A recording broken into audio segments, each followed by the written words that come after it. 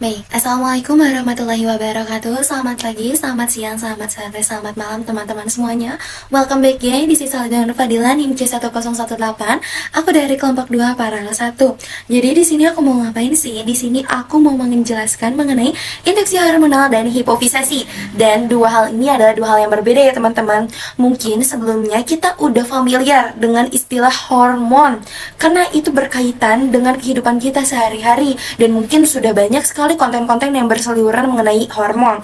Namun, hormon di antara di manusia dan di ikan itu tidak jauh berbeda, namun tetap ada perbedaannya. Namun, untuk selanjutnya mari kita kupas mengenai apa sih hormon itu. What is hormone? Ini adalah definisi dari hormon. Hormon sendiri merupakan zat kimia yang diproduksi oleh tubuh di dalam kelenjar endokrin yang ini nanti akan membawa pesan ke reseptor dan sel target. Kemudian fungsi hormon sendiri ini apa aja sih? Fungsi hormon ini yang pertama ada mengatur aktivitas, metabolisme, pertumbuhan, reproduksi, dan osmoregulasi. Jadi teman-teman, hormon ini adalah tipe yang mungkin lock and key. Jadi ketika hormon diproduksi dan dia sudah diperintahkan untuk menuju suatu reseptor atau sel target, ketika dia tidak bisa mengenai reseptor atau sel target, dia gak akan bisa yang namanya itu bekerja. Jadi hormon ini tuh harus tepat ke reseptor dan sel targetnya. Alur kerja hormon. Gimana aja sih hormon itu bisa bekerja di dalam tubuh seekor ikan? Yang pertama, jadi kelenjar pituitari akan merilis sebuah hormon, entah itu hormon GnRH atau apapun. Namun umumnya hormon yang dirilis itu GnRH. Kemudian hormon ini akan disekresikan ke dalam darah. Dia bakal masuk ke dalam darah untuk mengalir. Karena kan bagaimana hormon bisa mengalir? Kalau misalnya bukan karena darah, dia tidak akan bisa serta-merta ibaratnya itu bisa langsung bertransmigrasi. Tidak bisa. Kemudian ketika dia sudah mengalir dalam darah, darah akan melewati sel target.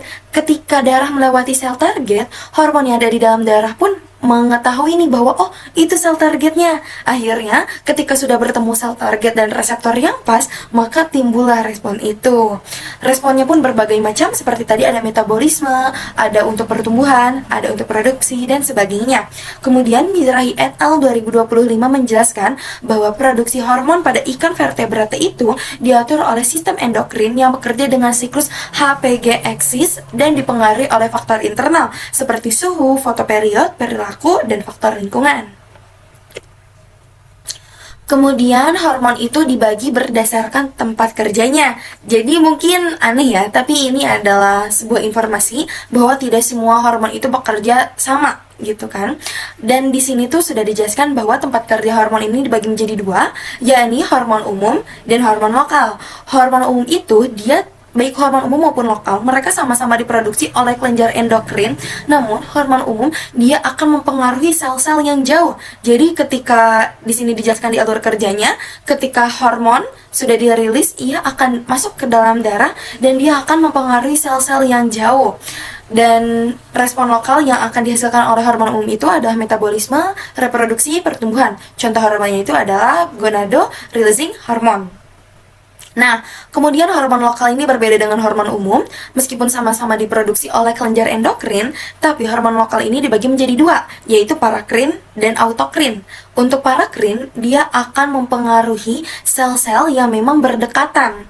Jadi, ketika ada dua sel yang berdekatan, dia akan mempengaruhinya. Sedangkan autokrin, dia akan mempengaruhi sel itu sendiri. Jadi, ketika misalnya dia diproduksi, misalnya dia diproduksi oleh sel tersebut, namun dia akan mempengaruhi sel tersebut. Karena dia baik parakrin maupun autokrin sama-sama mempengaruhi sel yang terdekat. Namun respon yang akan muncul adalah peradangan, kontraksi, dan regulasi sel. Contoh hormonnya itu adalah growth hormone. Alur kerjanya seperti hormon, kemudian hormon sebuah sel memproduksi hormon, kemudian cairan akan dilepaskan ke dalam jaringan. Karena kenapa dia tidak? Sebetulnya mungkin ke dalam darah, tapi kenapa ini ke dalam jaringan? Karena dia ini fungsinya spesifik untuk hormon lokal ini. Kemudian dia akan mempengaruhi sel-sel yang dekat dan akan muncul respon lokal tadi. Untuk selanjutnya, terus gimana sih hormon itu bisa bekerja? Kan ada yang alami, apakah ada proses buatan juga? Nah, proses buatan hormon atau hormon buatan ini bisa bekerja kalau misalnya kita melakukan yang namanya itu memasukkan hormon ke dalam organisme tersebut. Pemasukan hormon tersebut dinamakan dengan induksi hormonal. Jadi secara definisi, induksi hormonal merupakan kegiatan penambahan hormon baik secara eksternal maupun internal, ataupun seperti oral, injeksi, dan sebagainya. Induksi hormonal ini dilakukan dikarenakan tidak semua ikan ini mampu memijah di lingkungan buatan. Memijahnya itu memijah alami ya, contohnya itu seperti patin, yang sampai dengan saat ini kita masih perlu pemijahan buatan. Secara khusus, di sini dijabarkan ada 3 fungsi khusus. Yang pertama, yaitu fungsinya itu memperoleh gamet di luar musim pemijahan. Mungkin seperti contohnya itu lele. Lele itu dia tidak akan memijah di luar musim hujan. Tapi ketika kita misalnya kita rekayasa lingkungannya, atau misalnya kita tambahkan hormon ovaprim, dia akan bisa memijah di luar musim pemijahannya, dan tentunya kita akan mendapatkan gamet lebih dini dan meningkatkan efisiensi dan prediktabilitas. Meningkatkan efisiensi di sini karena kan kita pembudidaya, kita membutuhkan target tertentu. Jadi ketika kita udah membuat stimulasi ke dalam indukan, kita nih bakal bisa memprediksi berapa banyak sih yang akan dihasilkan, dan tentunya meningkatkan efisiensinya itu ke kitanya. Dan selanjutnya itu ada jenis-jenis hormon. Jenis-jenis hormon itu tentunya banyak. Ada oksitosin, ada ovaprim, ada ODEF. Tapi yang umum digunakan di dalam kegiatan pembudidayaan adalah hormon ovaprim dan hormon ODEF. Seperti contoh di sini ada hormon ovaprim. Dia ini fungsinya itu mempercepat pematangan, mempercepat pemijahan, digunakan untuk ikan yang sudah mature. Apa sih bedanya? Nanti kita kupas. Dan kalau misalnya untuk ODEF, dia sama-sama mempercepat pematangan gona, mempercepat maturasi dan rematurasi, dan digunakan untuk ikan yang masih virgin atau pasca memijah. Jadi bedanya itu di sini ya teman-teman, jenis-jenis hormonnya itu. Jadi kalau misalnya ODEF, dia itu lebih banyak mengandung FSH dan LH. Sedangkan kalau misalnya ovaprim, dia ini lebih banyak mengandung GnRH. Dan kemudian perbedaan lainnya adalah kalau ovaprim, dia digunakan untuk induk yang sudah memang pernah bunting namanya itu, atau induk yang sudah bunting, yang sudah dewasa. Berbeda dengan ovaprim, ODEF ini digunakan untuk induk yang memang belum pernah memijah atau masih virgin, atau diberikan pada saat ikan ini sudah memijah. Oke? Selanjutnya, kan tadi ada induksi hormonal dan hipofisasi. Pertama kita kupas apa sih hipofisa. Kita mungkin tadi sudah disebutkan kelenjar pituitari. Nah, hipofisa merupakan nama lain dari kelenjar pituitari yang fungsinya itu dia mengatur produksi hormon. Hipofisa juga akrab disebut atau akrab didengar dengan sebutan master gland karena kemampuannya yang mampu mengatur aktivitas kelenjar endokrin. Hipofisa ini letaknya ada di mana sih? Nah, di sini digambar diperlihatkan. Jadi, hipofisa itu ada di hipotalamus atau di otak bagian depan, dan dia letaknya itu di infundibulum atau di penghubung, dan berada di sela tursika. Bentuk hipofisa sendiri di sini dapat terlihat bentuknya itu sangat kecil, bulat, dan umumnya berwarna putih susu. Oke. Kemudian tadi kan hipofisasi. Hipofisasi adalah sebuah rangkaian donor hipofisa, yang donor hipofisa ini dibagi menjadi 3 kelompok. Yang pertama itu ada homoplastik, heteroplastik, dan universal. Apa sih donor hipofisa homoplastik? Donor hipofisa homoplastik adalah di mana donor dan resipien berasal dari spesies yang sama. Contohnya itu seperti lele dengan lele, mas dengan mas. Terdapat kekurangan dan kelebihannya. Kalau untuk homoplastik, kelebihannya itu karena dia berasal dari spesies yang sejenis, otomatis kecocokan secara fisiologisnya itu tinggi dan efektivitasnya pun tinggi. Namun, kekurangannya adalah contohnya salmon dengan salmon. Salmon dan salmon adalah jenis spesies yang memang cukup sulit dan cukup langka untuk memijah. Dan kekurangannya itu di sini. Jadi ketika donor dan resipiennya harus sama, maka itu akan menjadi tidak fleksibel karena ketersediaannya itu rendah. Sedangkan selanjutnya itu ada heteroplastik, di mana donor dan resipien berasal dari spesies yang berbeda, baik ikan mas dengan ikan lele, atau ikan salmon dengan ikan nila, atau bahkan dari kodok ke ikan pun bisa. Karena kelebihannya itu seperti tadi, itu dia bisa lintas spesies dan lebih mudah didapat. Namun dikarenakan dia lintas spesies, ini menjadi sebuah kekurangan, akan menyebabkan efektivitas yang rendah dan resiko ketidakcocokan yang tinggi. Selanjutnya adalah donor hipofisa secara universal. Jadi donor universal ini tuh diperuntukkan untuk donor dari spesies tertentu. Jadi kita misal ngambil, contohnya itu kita ngambil spesies lele, kita ngambil hipofisa lele untuk semua spesies. Karena kelebihannya di sini tuh sebetulnya dia fleksibel untuk berbagai jenis ikan dan praktis. Namun kekurangannya itu kita harus mengetahui dosis yang diberikan ke setiap ikan itu kan berbeda-beda, tidak sama, variasi. Dan itu menyebabkan efektivitasnya pun bervariatif, bisa rendah, bisa tinggi, atau bahkan tidak bisa berefek sama sekali. Selanjutnya, kan tadi ada donor hipofisa, tapi donor hipofisa ini tidak sama seperti kita memberi hormon ya, karena hipofisa tadi letaknya ada di dalam otak bagian depan.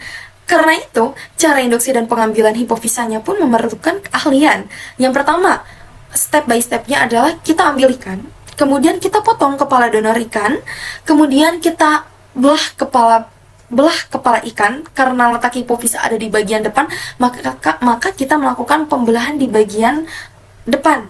Dan selanjutnya ketika si kepalanya ini sudah terlepas, kemudian kita berusaha untuk buka tengkoraknya. Dan selanjutnya ketika tengkoraknya berhasil terbuka, dan ketika kita sudah melihat yang putih susu itu, tapi tolong dibedakan di sini karena banyak sekali yang keliru bahwa dikira itu hipofisa, tapi ternyata itu adalah otak ya teman-teman, karena warnanya itu sama, warna putih susu, dan bentuknya pun sama, bulat dan kecil. Selanjutnya, terus gimana sih kita cara induksi hormonal atau induksi hipofisa? Ada berbagai cara. Di sini disebutkan ada intramuskular, intraperitoneal, sama intrakranial. Pertama, intramuskular. Intramuskular ini adalah proses menginduksi ke otot ikan dengan penyuntikan ke bagian dorsal atau punggung ikan. Umumnya, proses intramuskular itu kita ngasih ke pangkal ketiga atau kelima sirip dorsal ikan. Jadi, kenapa intramuskular ini? Intramuskular ini tekniknya mudah dilakukan, penyerapan hormon lebih cepat, cocok untuk ikan ukuran sedang hingga besar. Namun, kekurangannya itu resiko melukai jaringan otot. Jadi, intramuskular itu seperti namanya muskular, jadi dia ini fokusnya itu penyuntikan hormon langsung ke otot. Karena kan ada dua jenis aliran. Yang pertama itu aliran otot, yang kedua itu ada aliran darah. Selanjutnya ada intraperitoneal. Berbeda dengan intramuskular, intraperitoneal ini titik induksinya itu dia ke rongga perut ikan. Sehingga penyuntikannya itu umumnya di bagian ventral atau di dekat anus. Kelebihannya pun cocok untuk ikan dengan berbagai jenis ukuran, mengurangi resiko terjadi cedera otot. Tapi kekurangannya, karena dia di bagian perut itu kan banyak yang namanya itu organ-organ vital. Jadi ketika kita misalnya salah perlakuan, salah teknis, atau salah prediksi, itu dapat melukai organ bagian dalam. Dan reaksinya itu cenderung lambat, karena dia di dalam rongga perut, nggak langsung. Nah, berbeda dengan kedua hal tadi, di sini ada intrakranial. Seperti di sini dijelaskan, intrakranial ini ada proses penginduksian langsung ke kepala ikannya, di mana kepala ikan tadi terdapat hipofisa, perilisan endokrin, dan sebagainya, karena langsung dia menuju otak atau kelenjar pituitari. Kelebihannya, sangat efektif, karena stimulasi hormon dari sumbernya. Gimana enggak, kita langsung nyuntik di sumbernya, otomatis hormon bisa bekerja lebih cepat. Tapi kekurangannya, resikonya lebih besar. Karena bisa jadi kalau misalnya kita salah menyuntik, bisa jadi kita ke medula oblongatanya, ke titik syaraf, dan kita malah bisa mematikan ikannya. Dan tentunya itu memerlukan alat yang lebih khusus dan ketelitian yang lebih tinggi. Next, di sini ada intravena. Induksi dengan metode intravena ini dia langsung ke pembuluh darah, seperti namanya dia intravena, sehingga penyuntikannya itu umumnya di bagian ekor atau sirip dorsal, karena pembuluh darah ikan tuh kan dia di bawah, sedangkan kalau muskular dia itu di atas karena dia itu pembuluh ototnya. Dan hormonnya itu karena dia langsung di bagian darah, otomatis hormonnya itu akan menyebar lebih cepat dan lebih efektif karena dia langsung ke aliran darah. Namun resikonya pun tidak kalah besar, karena resiko pendarahan dan stres, kemudian kegagalannya pun lebih tinggi, cederanya pun lebih fatal. Selanjutnya ada titik induksi secara oral. Oral adalah pemberian hormon melalui pakan atau kapsul melalui mulut. Jadi di dalam si komposisi pakannya itu dia udah ada hormon reproduksi, hormon pertumbuhan, atau yang lainnya. Dan secara dilihat dari kelebihannya, dia terlihat lebih praktis, tidak memerlukan keahlian yang tinggi, tidak akan membuat ikan menjadi stres, dan cocok untuk pada tebar yang tinggi, dimana yang sebelum-sebelumnya kita perlu menginduksi satu-satu.